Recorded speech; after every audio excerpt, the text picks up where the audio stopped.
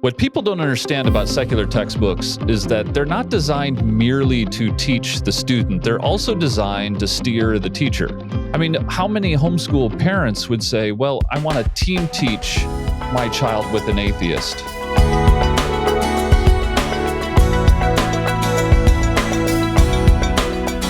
When kids go off to school, if you send your kids to a Christian school, you are trusting every teacher they have. When they get to high school, they have maybe 5-6 teachers to teach them all the different stuff that's going on.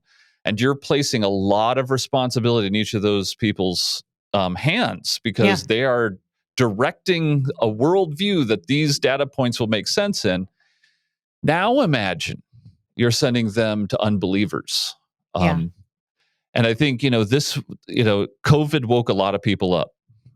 They started to pay attention to the worldview that these data points were going to make sense in, and it terrified them. It terrified unbelievers, not just believers. Yeah.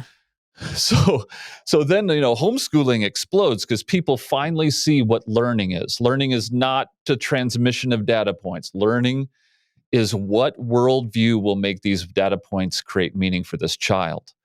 And so that's why when we talk about, sending your kid to college after homeschooling, or we're talking about what homeschooling is all about, you have to think of all these things, because how these things work could lead your kid right to the desire to deconstruct if the worldview that these data points make sense in is leading them there.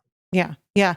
It's so interesting that you talk about that, because even in the homeschool world, what we see happening a lot of times now today, especially since COVID, is that many parents are like, well, I've got my kids at home and I will teach them my biblical worldview, but we'll use whatever curriculum is free or whatever curriculum is easy to teach from. Yeah. And oftentimes homeschool families today are bringing in secular curriculum, and it's very subtle. That secular worldview is very, very subtle.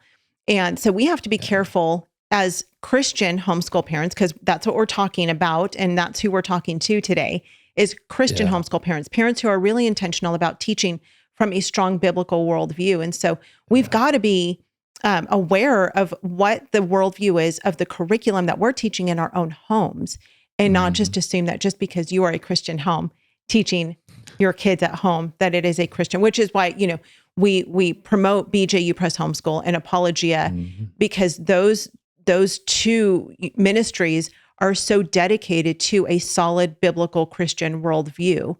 And I don't worry about it. I don't worry about opening up the book and reading something that is going to be totally off the cuff and unbiblical. And so that's important for homeschool families to keep in mind.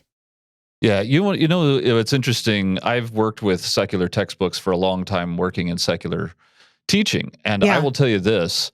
What people don't understand about secular textbooks is that they're not designed merely to teach the student. They're also designed to steer the teacher.